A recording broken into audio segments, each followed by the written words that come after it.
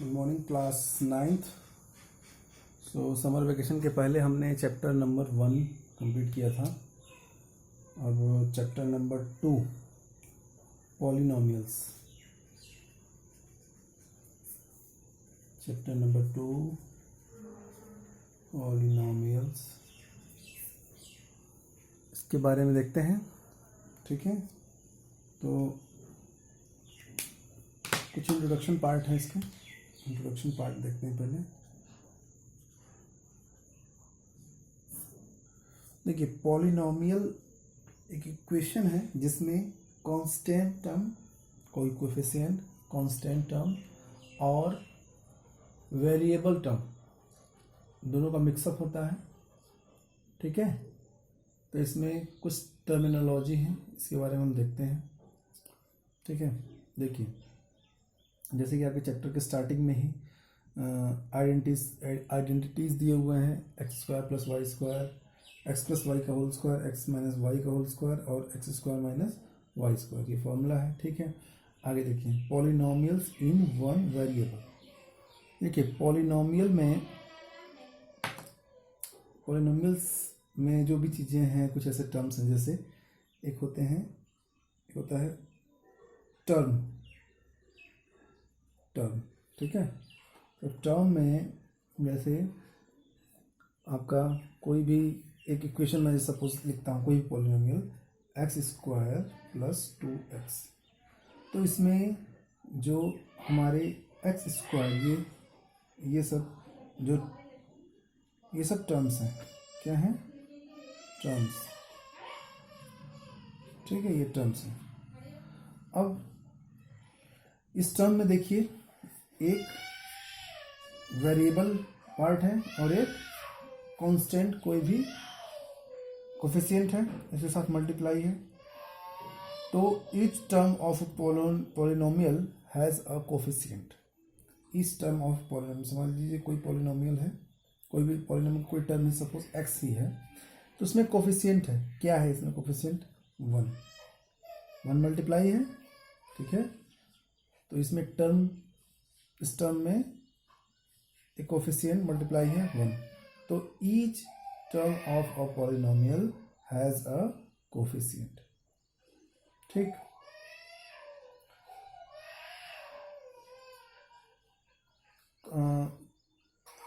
Suppose to क्या है? ये भी एक पॉलिनोमियल है। ये कैसे पॉलिनोमियल है? कांस्टेंट पॉलिनोमियल्स है, कांस्टेंट नंबर है, कांस्टेंट पॉलिनोमियल हो गया। 2 -5 7, these are the constant polynomial. ठीक है, इन कांस्टेंट पॉलिनोमियल को एक चीज और क्या बोलते हैं? Zero polynomial. ठीक है, जीरो पॉलिनोमियल। अब देखिए, अगर कोई भी एक्सप्रेशन जिसपे कोई भी एक्सप्रेशन है, कोई पॉलिनोमियल, जैसे इस फॉर्म में x square plus 2x plus 3, ये पॉलिनोमियल हो गया। बट अगर कोई भी वेरिएबल पार्ट रूट में हो, ध्यान से समझना है, रूट में हो या फ्रैक्शन में हो, दैट रूट में हो, फ्रैक्शन में हो, क्यूबिक रूट में हो, तो उस केस में that will be not a polynomial. For example 1/x plus 2, ये एक पॉलिनोमियल एक्सप्रेशन नहीं है। ठीक है, ये पॉलिनोमियल नहीं है। अब बात करते हैं रूट एक्स प्लस 5, ये भी पॉलिनोमियल नहीं है, क्योंकि यहाँ पे जो x का जो x की जो पावर है वो क्या है? x की पावर क्या है यहाँ पे? -1/2 है, सॉरी +1/2 है। यानी x की पावर हमेशा कोई क्या होनी चाहिए? कोई एक इंटीजर होनी चाहिए, वो भी पॉजिटिव इंटीजर। इसका मतलब कोई नेचुरल नंबर होना चाहिए। जो भी x का पावर है वो एक नेचुरल नंबर होना चाहिए। नेचुरल नंबर मतलब 1 2 3 4 एंड सो ऑन। तो ये हो गए कुछ टर्म्स। अब देखिए, मोनोमियल्स क्या होते हैं? मोनोमियल्स मोनोमियल्स ऐसे पॉलिनोमियल्स, ऐसे इक्वेशंस जिसमें केवल एक ही वेरिएबल हो, एक ही वेरिएबल हो, जैसे 5x square, 2x, y square, कुछ भी ले लीजिए आप, t⁴, ठीक है, ये सभी क्या है, मोनोमियल्स। ठीक, बाइनोमियल की अगर बात करें हम, बाइनोमियल तो जिसमें दो टर्म हो, मोनोमियल्स में सिंगल टर्म हो गया, सिंगल टर्म हो गया। बाइनोमियल, बाइनोमियल्स में दो टर्म हो जाएंगे, टू टर्म्स। अब टू टर्म्स में देखिए 5x square plus 1, 2x plus 2, y square plus 3, कुछ भी ऐसे आप रख दीजिए। तो ये काउंट कितने टर्म्स हो गए, एक तो आपका टर्म हो गया जिसमें वेरिएबल है विद कोफिशिएंट, और एक जीरो बाइनोमियल, ये हो गया आपका बाइनोमियल। ट्राइनोमियल में सिंपली 3 टर्म्स। सिमिलरली पॉलिनोमियल में नंबर ऑफ n टर्म्स। ठीक है, आगे बढ़ते हैं। अब देखिए, मैंने एक जनरल एक्सप्रेशन आपका पॉलिनोमियल का,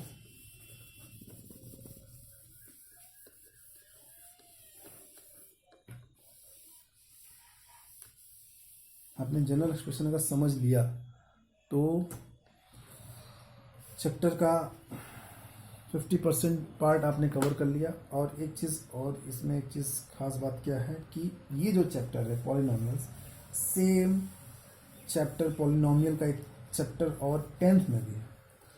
ठीक है, तो अगर आपने अभी पॉलिनोमियल ये ध्यान से समझ लिया तो 10th के भी आप समझ लीजिए कि 25% सिलेबस आपने कवर कर लिया।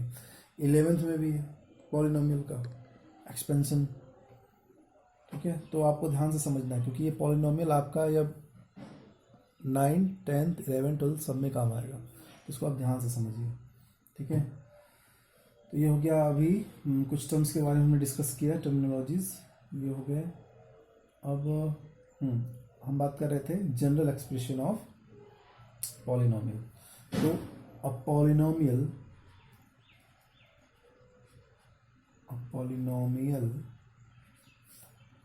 इन one variable x of degree n। Degree तो आपको पता होगा, ठीक है, मैं बता देता हूँ अभी। Degree n is an expression of the form an x to the power n plus an minus 1 x to the power n minus 1 plus so on a0 x to the power, तो a1 कर देते हैं यहाँ पे, a1 x to the power 1 और a0 x to the power 0। हाँ, degree की हम बात कर रहे थे। वेयर, अभी लिख देते हैं पहले इसको, where a0, a1, a2 so on क्या है, an कांस्टेंट है and an is not equal to 0, ये कंडीशन है। देखिए आगे क्या है, सब चीज़ें कोरिलेट होंगी। हाँ, अब हम डिग्री की बात कर रहे थे। डिग्री कोई भी एक्सप्रेशन जिसमें वेरिएबल, जो भी कोई वेरिएबल हो, जितने वेरिएबल्स दिए हुए उसमें कोई भी वेरिएबल हो, उस वेरिएबल में जो मैक्सिमम पावर होगी वो उस इक्वेशन की डिग्री होगी। जैसे बात कर रहे हैं हम x square plus 3x plus 2, इसकी डिग्री क्या होगी, एक्स पे 2 है, टू द पावर 2 है, पावर में क्या है 2 है, तो इसकी डिग्री क्या हो जाएगी 2, इक्वेशन की डिग्री 2। ठीक है, अब देखिए आगे।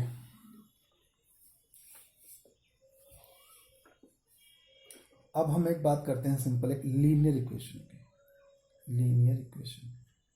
लीनियर इक्वेशन में डिग्री क्या होगी, 1 होगी, यानी x प्लस वन अगर सिंपल लेते हैं, एक्स प्लस ए ले लेते हैं, ए कोई भी एक डिग्री है, कांस्टेंट है। अब देखिए अगर इसमें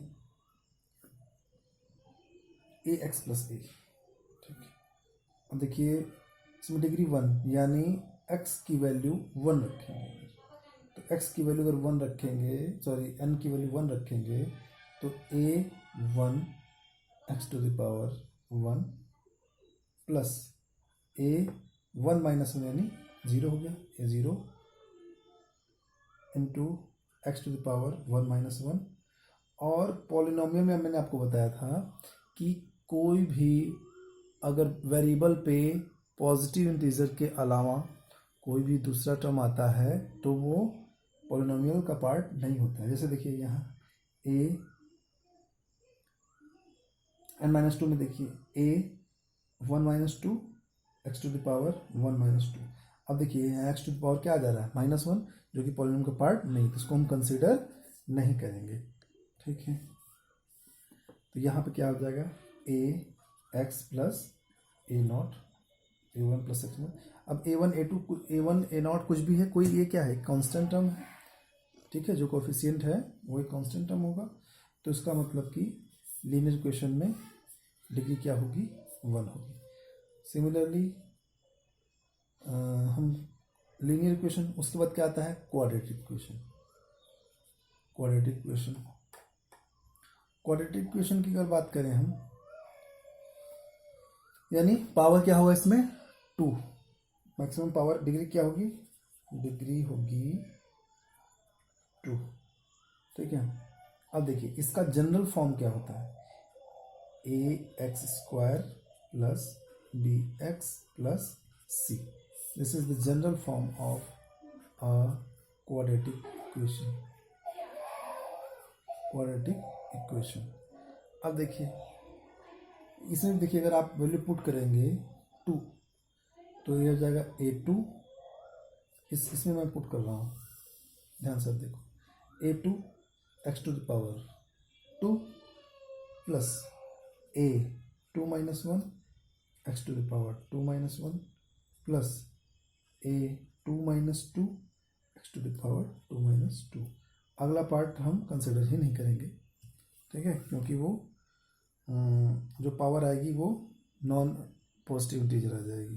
चलिए अब आगे तक देखते हैं हम। यहाँ देखिए a two x square plus a one x plus a naught, ये आ गया इंटू वन, यानी हमारा पार्ट क्या है, a two square plus a one x plus a naught, यानी ये यही फॉर्म हो गया, ठीक है। X square plus b x plus c, x coefficient क्या है हमारा, x square coefficient a two, x का कोफिशिएंट ए वन, और कांस्टेंट टर्म हो गया हमारा जीरो पॉलिनोमियल ए नॉट। ये हो गया हमारा कौन सा, क्वाड्रेटिक इक्वेशन। क्वाड्रेटिक इक्वेशन हो गया। अब हम बात करेंगे अगला,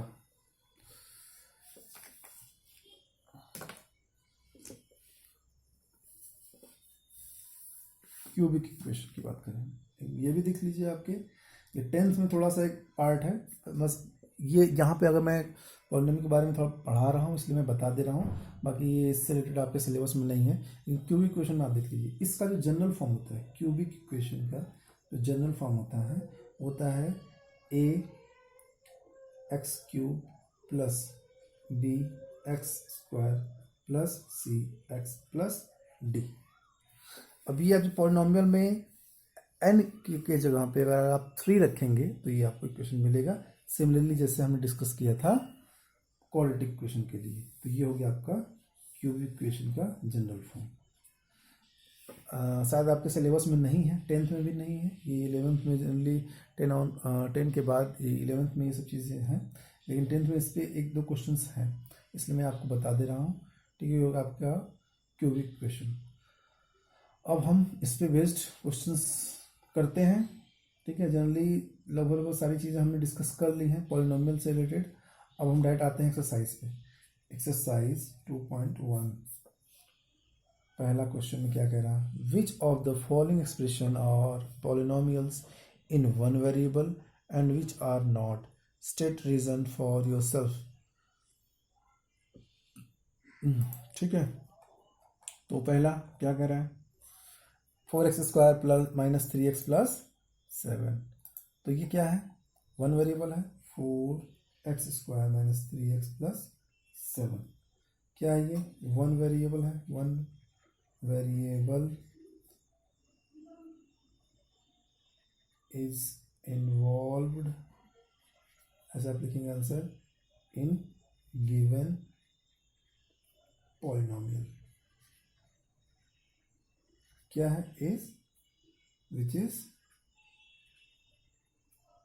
x, ठीक है, तो so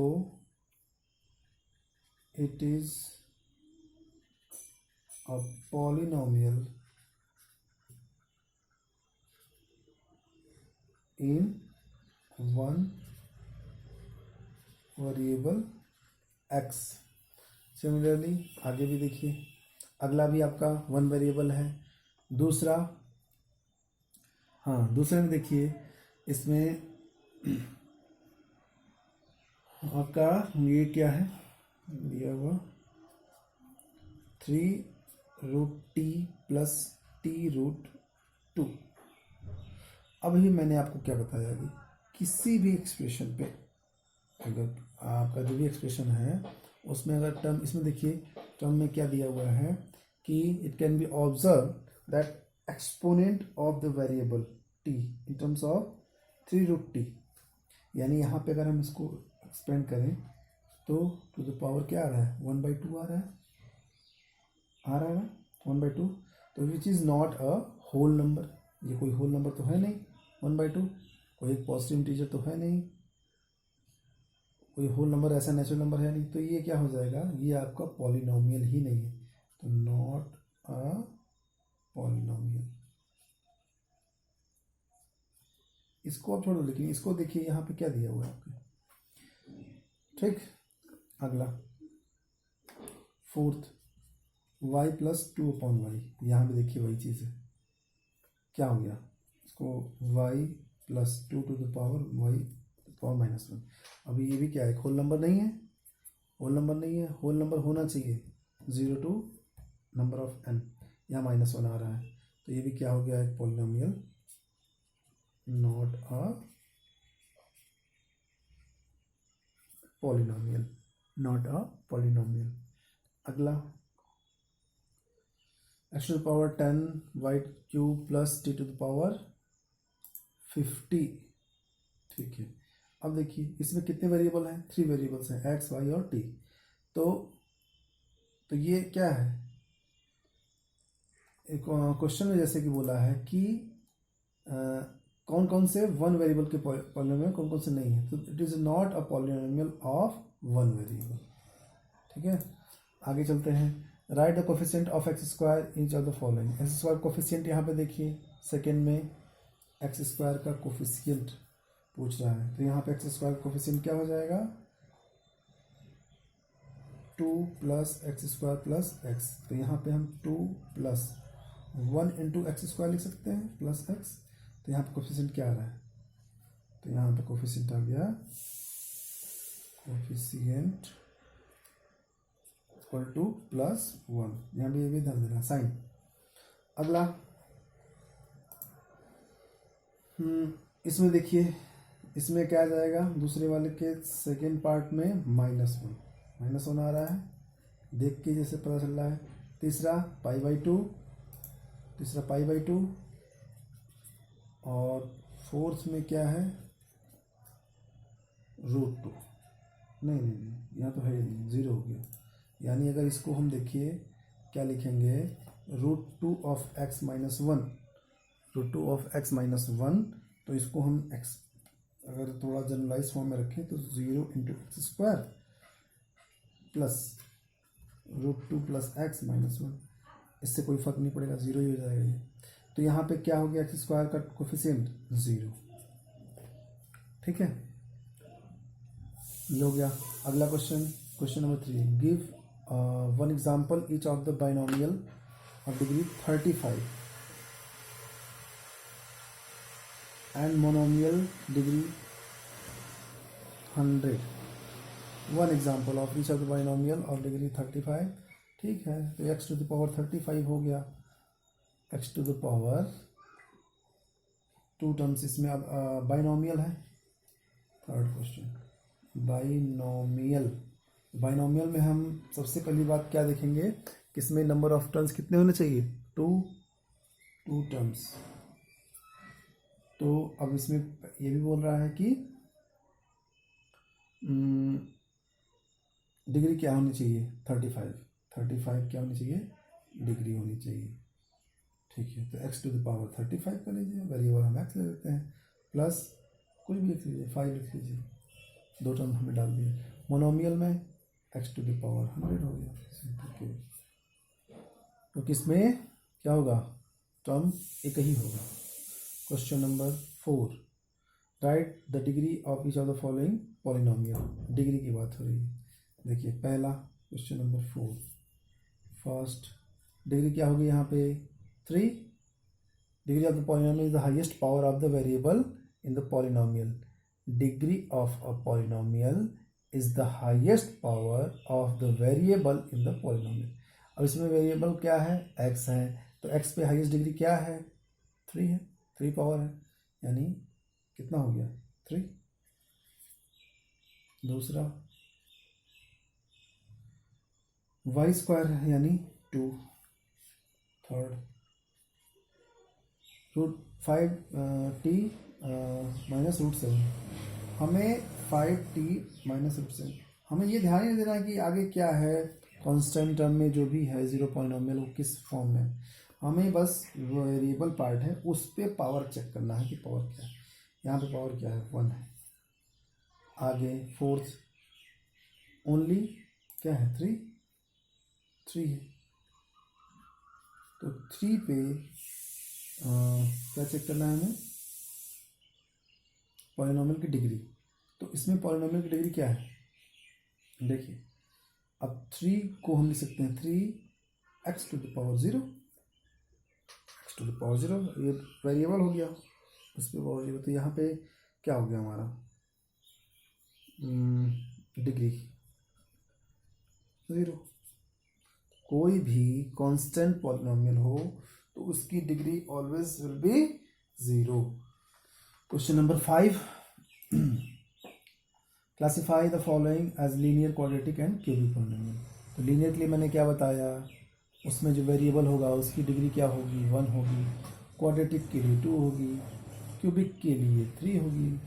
तो आप ऐसे देख के बता सकते हैं. पहला लीनियर हो गया, क्वाड्रेटिक के लिए 2 हो गया, क्यूबिक के लिए 3 हो गया. तो ये आप देख लीजिएगा, कर लीजिएगा. तो इस तरीके से आपका ये एक्सरसाइज 2.1 कंप्लीट हुआ. आगे बढ़ते हैं.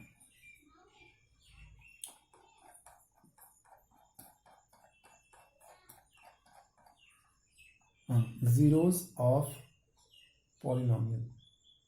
जीरोस ऑफ पॉलिनोमियल देखिए बहुत इंपॉर्टेंट है. इस पे बेस्ड आपके 10th में भी है, क्योंकि मैंने कल 10th की क्लास ली थी तो उसमें जीरोस ऑफ पॉलिनोमियल पूरा ब्रॉड फंक्शन में है. तो आप इसको अच्छे से समझो, क्योंकि अगर आपने अभी समझ लिया तो 10th में जब ये सब चीज़ें आप पढ़ेंगे तो आपको बहुत इजी लगेगा. तो जीरोस ऑफ द पॉलिनोमियल देखिए, जीरोस ऑफ अ पॉलिनोमियल की बात हो रही है. Zeros of a polynomial. ठीक है, देखिए कोई भी एक ऐसा एक्सप्रेशन जिसमें कोई भी ऐसा एक्सप्रेशन में जो वेरिएबल है उसकी ऐसी वैल्यू आप पुट करो जिससे उस इक्वेशन की जो टोटल वैल्यू हो वो 0 आ जाए. टोटल वैल्यू क्या आ जाए? 0 आ जाए. तो उस इक्वेशन का जो वेरिएबल का आपने जो वैल्यू एज्यूम करके पुट की थी वो उसका 0 होगा. आगे देखते हैं. जैसे कि आप पॉलिनोमियल को px से डिनोट करते हैं. px इक्वल टू दिया हुआ है 5x² minus 3x plus 7 at x equal to 1। तो आप क्या करते हैं, x इक्वल टू 1 यानी जहाँ जहाँ पे x है वहाँ पे आप 1 पुट करेंगे। अब देखिए x इक्वल टू 1 पुट करेंगे तो क्या होगा, 5 1 का स्क्वायर माइनस 3 इंटू 1 प्लस 7। तो 1 स्क्वायर 1 होगा यानी 5 माइनस 3 प्लस 7 यानी कितना हो गया, 9 आ गया। ऐसे आप वैल्यू चेक करते हैं, अभी वैल्यू फाइंड आउट करना है वैसे करते हैं आप। अब देखिए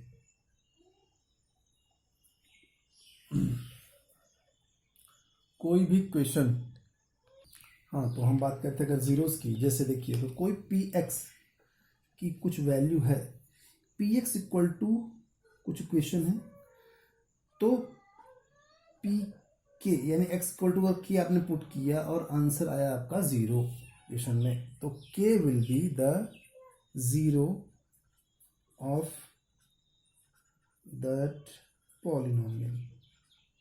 जैसे एग्जाम्पल से आप समझिए, आपको ज़्यादा आसानी होगी। एक हम कोई लीनियर इक्वेशन ले लेते हैं, एक लीनियर इक्वेशन ले लेते हैं, सपोज 2x प्लस 1, इसका 0 बताना है। तो कोई भी इक्वेशन है, पहले उसको पुट करिए, इक्वल टू 0 करिए। अब यहाँ से x की वैल्यू निकालिए, क्या आ रहा है, -1/2। It means x equal to -1/2। अब देखिए इसमें अगर -1/2 पुट करेंगे तो योर आंसर विल बी 0। ठीक है, p x equal to 2x plus 1, अगर p इक्वल टू -1/2 पुट किया तो आपका ये आ जाएगा 2 इंटू 1/2 माइनस यहाँ आएगा तो यहाँ आ गया +1, यानी -1 + 1 इक्वल टू 0 हो गया। It means x equal to -1/2 will be the 0 of that linear equation polynomial. अब एक चीज़ ध्यान देना है आपको कि a linear polynomial has one and only one 0। Linear polynomial है, इसमें डिग्री क्या होगी, 1 होगी, तो इसका जो 0 होगा वो 1 होगा। सिमिलरली अगर क्वाड्रेटिक इक्वेशन है तो उससे कितने जीरोज होंगे, 2 होंगे, यानी जितनी डिग्री उतने उसके जीरोज। अब देखिए हम बात कर रहे हैं, कोई एक पॉलिनोमियल ले लेते हैं, x² - 2x, P x equal to x² - 2x। देखिए example number 5 on page number 34, page number 34 page number 34 पे एग्जाम्पल है 5, p x equal to x² - 2x। Verify whether 2 and 0 are zeros of polynomial. अब देखिए P x equal to आपका ये दिया हुआ है, अब P2 देखिए कितना आ रहा है, x यहाँ 2 रख देते हैं, कितना आ गया 4 - 4, इसका मतलब 0, यानी ठीक है ये क्या है हमारा 2 क्या है, जीरोज है। ठीक, अगला P0 पुट करिए, 0² - 2 इंटू 0 क्या है, ये भी 0 आया, यानी ये भी जीरोज है। Hence 2 and 0 are both zeros of polynomial x² - 2x. Let us now list our observations. A zero of a polynomial need not to be a zero. किसी भी पॉलिनोमियल का जो जीरो होगा वो जरूरी नहीं है कि 0 है। 0 may not be 0 of a polynomial. Every linear polynomial has one and only one zero. A polynomial that have more than one zero. ठीक है, आगे देखिए 2.2, find the value of polynomial. Value put करनी है, आपको निकालना है, जैसे मैंने भी एग्जांपल में बताया था, आप कर लीजिएगा।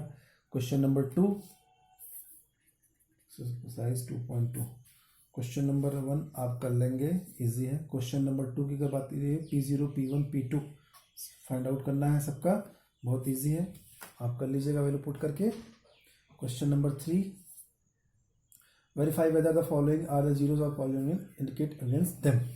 अब वैल्यूज पुट करने हैं सब में और देखना है कि 0 आ रहा है कि नहीं, नहीं आता है तो प्रूफ नहीं हो रहा है, आ रहा है तो आप चेक कर लीजिएगा। ठीक है, तो सिंपल है, ये कर लेंगे आप, ठीक है। थर्ड भी आप कर लीजिएगा। फोर्थ की बात हो रही है, find the zeros of polynomial each of the following cases. अब जीरोज निकालने हैं, तो इस केस में आप क्या करेंगे, जीरोज आपको निकालना है, ठीक है। तो इस केस में फोर्थ में जैसे आप मान लीजिए फर्स्ट है पी एक्स इक्वल टू क्या दिया हुआ है, एक्स प्लस 5। अब जो भी इक्वेशन है पी एक्स, उसको इक्वल टू 0 करिए। कोई भी इक्वेशन चाहे लीनियर हो चाहे क्वाड्रेटिक हो, कोई भी, इसमें सारे लीनियर ही दिए हुए हैं, उसको आप इक्वल करिए टू 0। अब यहाँ से x की वैल्यू निकालिए, that will be the 0 of that linear equation, ठीक है। तो इसमें 1 2 3 4 5 6 7 बहुत इजी है, आप कर लीजिएगा, ठीक है। इस तरीके से आपका एक्सरसाइज 2.2 भी फिनिश हो गया। आगे है रिमाइंडर थियरम। तो रिमाइंडर थियरम में मल्टीप्लिकेशन, ओके ठीक है, देखते हैं डिवीजन वाला रूल। रिमाइंडर थ्योरम जैसे आपको पता ही होगा, रिमाइंडर्स थ्योरम,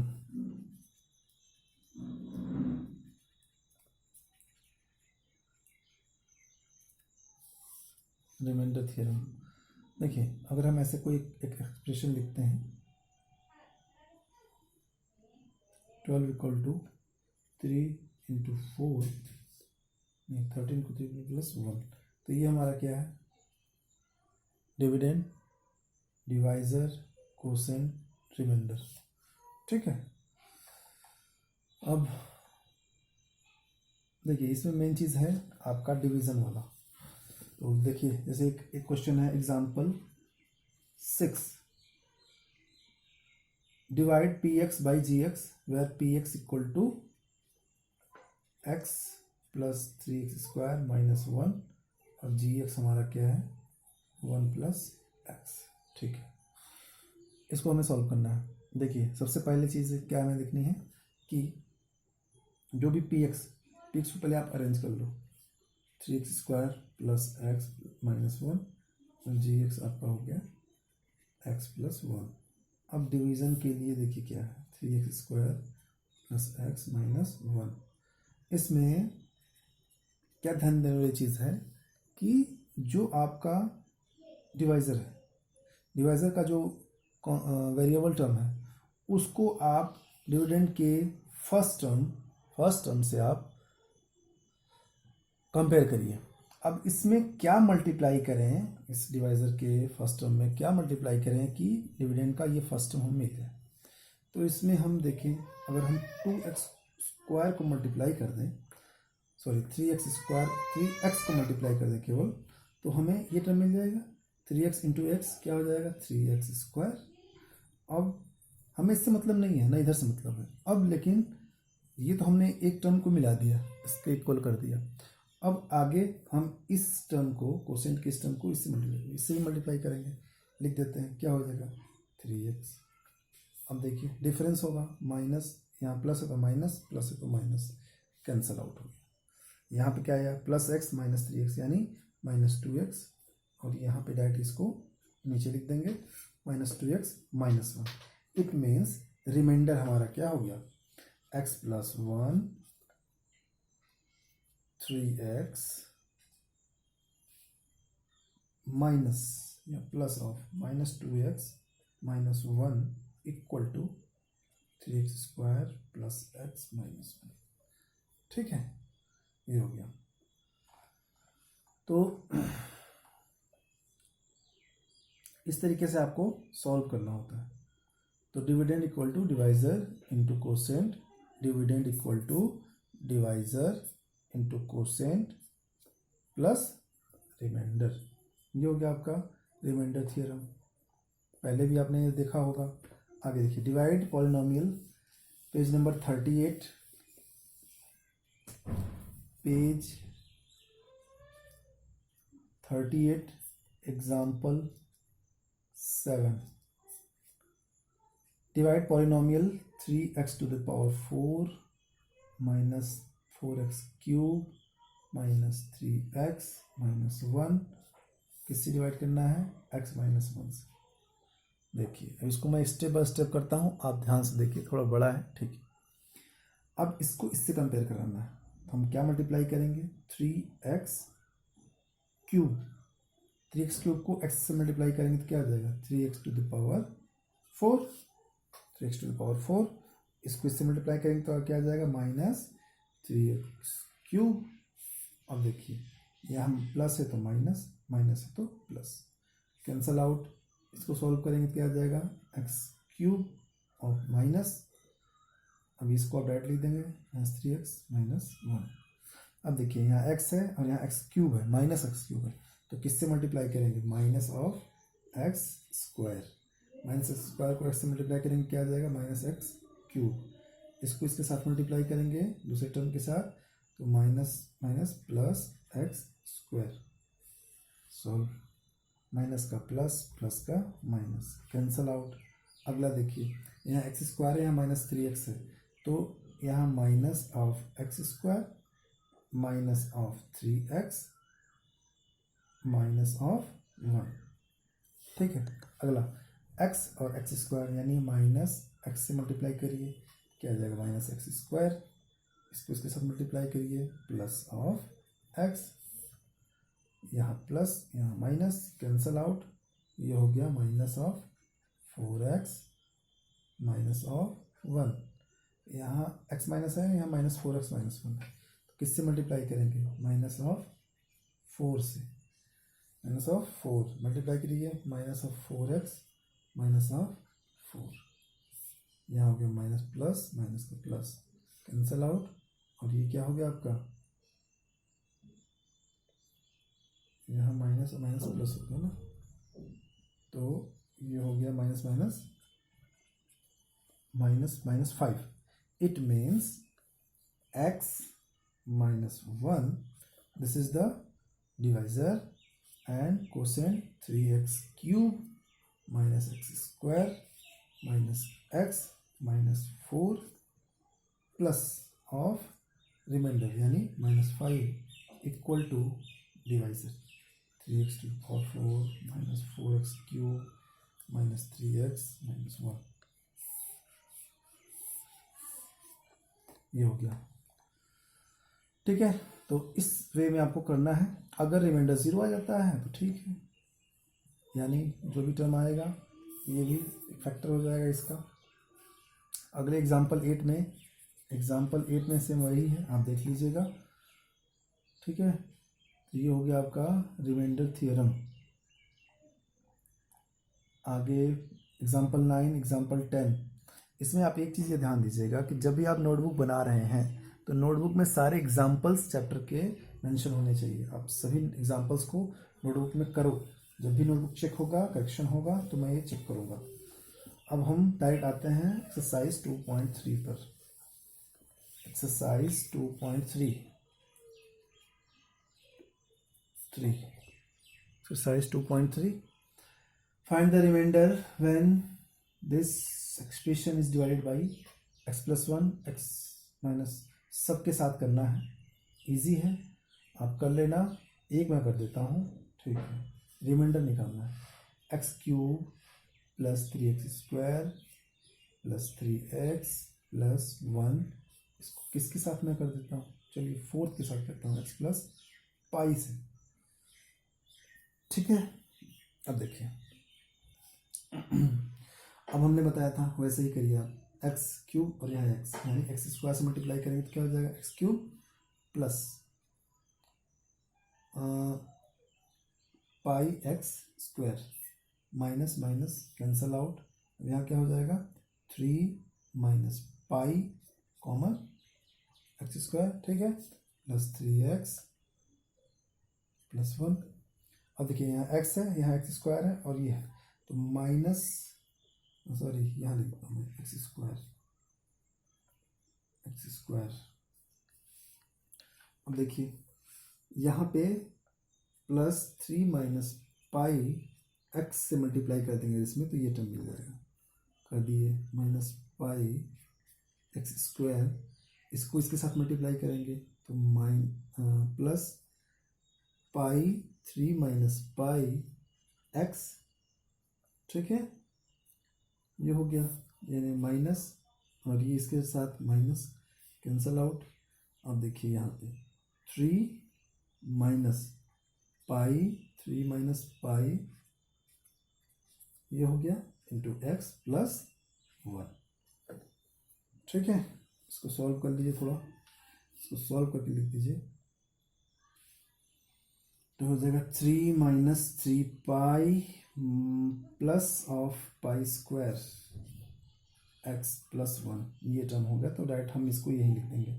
अब देखिए, अब यहाँ पे x है और यहाँ पे ये टर्म मल्टीप्लाई करना पड़ेगा, यानी plus of 3 minus 3 pi plus pi square, multiply कर देंगे इस टर्म में तो डायरेक्ट ये मिल जाएगा, यानी 3 minus 3 pi plus pi square into x और प्लस, अब 1 है, इसको साथ मल्टीप्लाई करेंगे, पाई 3 minus 3 pi plus pi square, ये आएगा। अब देखिए ये टर्म आप भूल जाइए, ये टर्म है, अब ये माइनस माइनस कैंसल आउट हो गया ये। अब यहाँ पे देखिए क्या बचा, 1 minus pi 3 minus 3 pi plus pi square, solve कर दीजिए, यही आपका रिमाइंडर है। 1 minus 3 pi plus 3 pi square minus pi cube, इसको अरेंज कर दीजिए, इसको आप minus pi of cube plus 3 pi square minus 3 pi plus 1, ये आपका रिमाइंडर हो गया, ठीक है। तो ऐसे करना है। Next question, find the reminder when this, ये भी हो जाएगा आपका। और check whether pi 7 plus 3x is the factor of this. तो फैक्टर कब होता है कोई भी टर्म, कोई भी पॉलिनोमियल किसी दूसरे अपने छोटे पॉलिनोमियल से फैक्टर कब होगा, जब उस केस में रिमाइंडर क्या आएगा, 0 आएगा। रिमाइंडर 0 आएगा तो फैक्टर होगा। चेक वेदर हमें करना है, अगर रिमाइंडर 0 आ गया तो लिख देंगे। फाइनल क्वेश्चन नंबर 3 जो है कि जब रिमाइंडर 0 यहाँ लिख देंगे, हेंस फाइनली अगर रिमाइंडर 0 आता है तो hence reminder is 0, so 7 plus 3x is the factor of this. अगर नहीं आता है तो नहीं है, ठीक है। आगे बढ़ते हैं, ये भी आप कर लेना, फैक्टराइजेशन ऑफ द पॉलिनोमियल, ठीक है। फैक्टराइजेशन, तो ये हो गया आपका 2.4 भी है, देन 2.3 तक तो हो गया। तो इसको मैं कोशिश करता हूँ कि आज तो ये हो नहीं पाएगा, 2.3 तक कंप्लीट। अब आगे आपका जो 2.4 के लिए उसके पहले जो है topic which is factorization of polynomial, ये हम नेक्स्ट क्लास में कवर करेंगे, ठीक है। तो आज के लिए इतना ही, वीडियो बहुत ज़्यादा लंबा हो रहा है, तो आप 2.3 तक कंप्लीट करिए। नेक्स्ट जब भी पीरियड होगा, ठीक है, आई थिंक सैटरडे को है, तो इस पर मैं वीडियो बना के इस चैप्टर को कंप्लीट करूँगा। तो आज के लिए इतना ही, थैंक यू।